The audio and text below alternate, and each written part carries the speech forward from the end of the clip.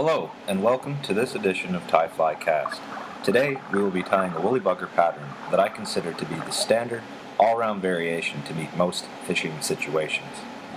The goal of this method is to quickly tie an effective fly that will become a great searching pattern or a fallback to use when all else fails.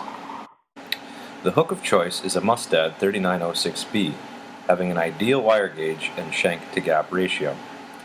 Place a 5/32 bead on the hook and then put it in the vise. Follow that with 6 to 7 wraps of 20 thou wire on the shank.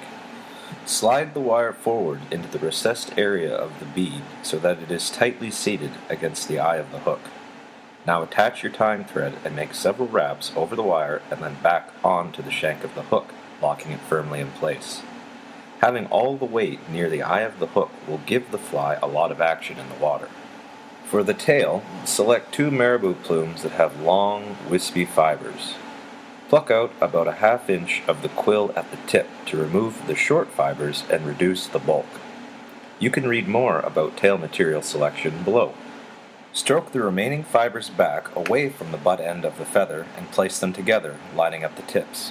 Catch them onto the shank of the hook just in front of the bend so that they are 1 to 1½ times the length of the shank.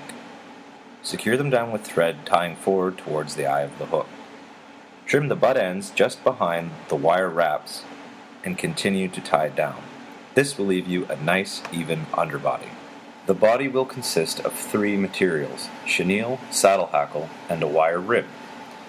Begin by preparing the chenille by untwisting one end and removing the fibers, leaving you with a clean thread end you can neatly secure to the shank of the hook. Take the thread back to the original tie-in point of the tail. All of the body materials will be tied in at this time and must be tied in a specific order. First the wire rib, then the saddle hackle, and finally the chenille. Wrap the chenille forward with touching turns and tie off just behind the bead, leaving about an 1/8 inch gap that will later be filled with hackle fibers.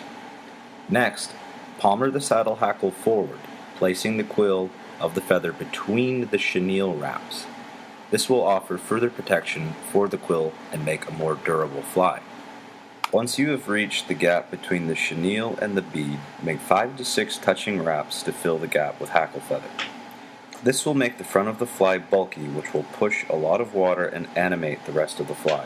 It will also increase the vibrations the fly make, which help the fish know it's there. Tie it off, then palmer the rib forward in the opposite direction around the shank, and tie it off behind the bead.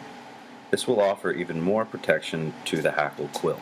The fly is now complete.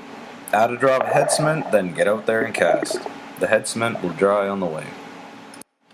Make sure to click on the link in the description for some interesting variations on the woolly bugger. And as always, comments and feedback are welcome and appreciated.